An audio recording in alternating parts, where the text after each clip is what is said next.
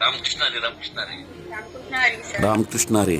Sir आपला परिचय करून द्यायचा आहे, आपले नाव सांगायचे आहे, आपण कुठून आहात आणि आपले कोच कोण आहेत?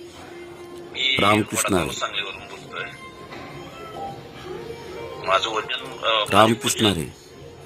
Mahaguru Kishore sir, Sonali madam, Kuldeep sir आणि अश्विनी मॅडम.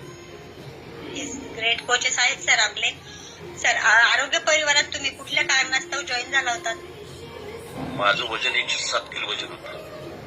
तेव्हा मला साखर होती, बीपी होती आणि झोप लागत नव्हती. मी गोळ्या कुठल्या पण खायच्या, कसल्या पण झोपेच्या खायच्या, घरात टिफिने आणले खायच्या, झोप लागत नव्हती म्हणून. आणि माझ्या बरकडेतनं असं वजन 107 किलो वजन असल्यामुळं बरकडेला माझा मांसाचा गोळा यायचा, असं मान फिरवली आणि लय ओरडायचा जोरात. ते आरोग्य पंढरीत आल्यापासून ते एकदा पण अजून झालं नाही, एकदा पण. बघू शकताय 107 किलो सरांचं वजन होतं. सर आता किती किलो वजन कमी झालंय सर तुमचं? 86 किलो वजन आहे माझं. 80 किलो वजन आहे. येस. सर किती दिवसात तुम्ही तुमचं वजन कमी केलं? हा दादा.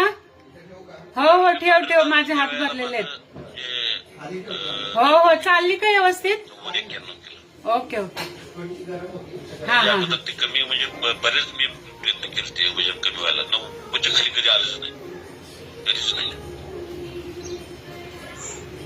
बघू शकताय सरांनी प्रयत्न केले होते पण 90च्या खाली येत नव्हतं. कारण की का आपल्याला खाण्यात आपले जे लाईफस्टाईल आहे, खाण्याची जी चुकीची पद्धत आहे त्यामुळे. सर बोला सर.